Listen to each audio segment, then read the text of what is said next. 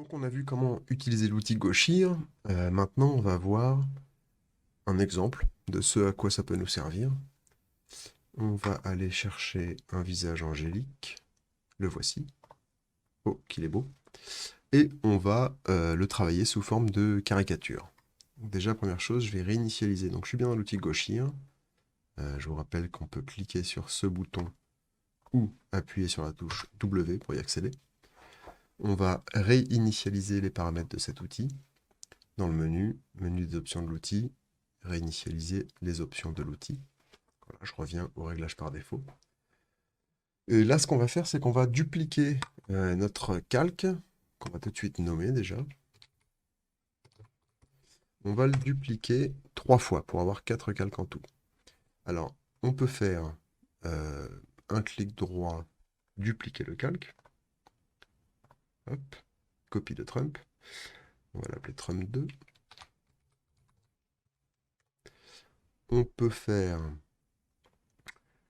le raccourci CTRL majuscule D. 3.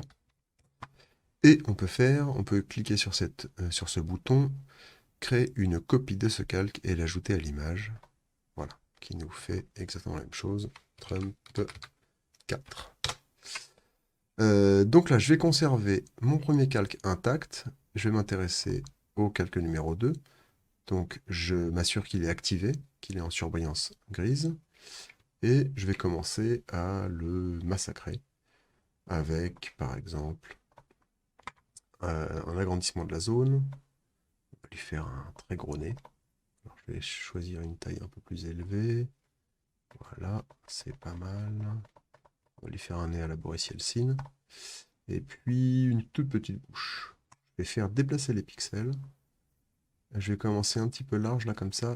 Hop, ramener la bouche vers l'intérieur. Voilà. Ensuite, on va réduire un petit peu la brosse. On va aller chercher le coin des lèvres, là. Hop. Et puis, on va prendre l'outil réduction. Une brosse un peu moins importante. On va venir comme ça. Hop, réduire sa bouche. On va lui faire... on va lui rapprocher les yeux les uns des autres. Donc, j'ai choisi de déplacer les pixels. J'augmente un peu la taille de la brosse. Et puis, je vais cliquer ici, là, sur les petites pattes de doigts. Voilà, je clique, je me déplace. Pareil de l'autre côté. Voilà, il a l'air très malin. On passe au calque suivant, et puis on fait une autre déformation. Bon, là, je vais accélérer la vidéo, mais bon, vous verrez quand même ce que je fais. L'idée, c'est de faire des caricatures sur les deux calques suivants. Donc on passe au calque numéro 3, on fait une caricature différente de la précédente, bien sûr. Quand on a terminé, on passe au calque numéro 4. On fait une caricature, encore dans un style différent. On travaille comme ça nos 3 calques de caricature et on laisse le premier calque tel qu'à l'origine. Donc voilà, vous l'aurez compris, hein, les possibilités sont quasi illimitées. J'ai donc 4 calques, 3 caricatures différentes et mon calque d'origine.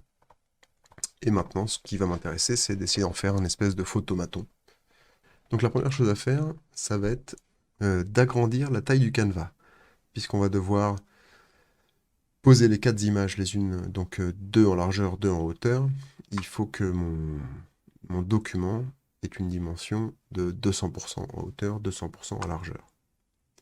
Donc je vais aller dans le menu Images, et je vais choisir Taille du canevas. Alors je vais pouvoir choisir de modifier la dimension, la taille du canevas en pourcentage. Et comme je veux le même pourcentage en hauteur et en largeur et en hauteur, je vais activer le chaînage ici. Donc je vais taper 200% en largeur et en cliquant dans hauteur, ça va s'adapter tout seul. Là, on voit ici que j'ai créé en gris, j'ai créé 3 slots, 3 espacements possibles pour des photos. Et je redimensionne. Donc, on voit tout de suite, là je vais dézoomer, on voit que j'ai créé du vide. Ce damier gris, clair et gris foncé, c'est le vide, dans lequel je vais pouvoir placer mes photos. Donc on va conserver la photo d'origine en haut à gauche, Et on va aller placer la photo numéro 1 en haut à droite. Donc pour ça, je vais aller chercher l'outil de déplacement. C'est la petite croix multidirectionnelle qui est ici. Je peux aussi y accéder avec la touche M. Et je m'assure que le calque qui est actif est bien le calque Trump 2. Je l'attrape et je le déplace. Alors c'est pas facile d'aller pile poil là dans le coin de mon image. Alors je peux le faire en zoomant et avec les touches du clavier pour être au pixel près. Voilà, je peux monter comme ça.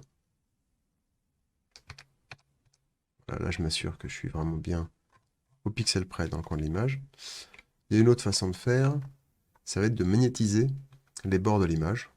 Je vais aller dans le menu affichage et je vais utiliser aligner sur les bords du canevas. Et là en fait en me déplaçant, je vais voir que hop, mon image se colle en haut, je me déplace un peu, elle se colle à droite, voilà, elle a été magnétisée. C'est quand même ce qu'il y a de plus simple. Je vais activer le calque Trump 3, donc je l'affiche, je l'active, je le déplace, on va le mettre par ici par exemple. Hop, je profite du magnétisme pour l'aligner. Ensuite, j'affiche le calque Trump 4, je l'active et je le déplace. Pour déplacer, on clique dans l'élément qu'on veut déplacer, on maintient le clic enfoncé et on déplace la souris. Et par magnétisme, hop, il s'aligne. Et voilà, j'ai un très beau photomaton.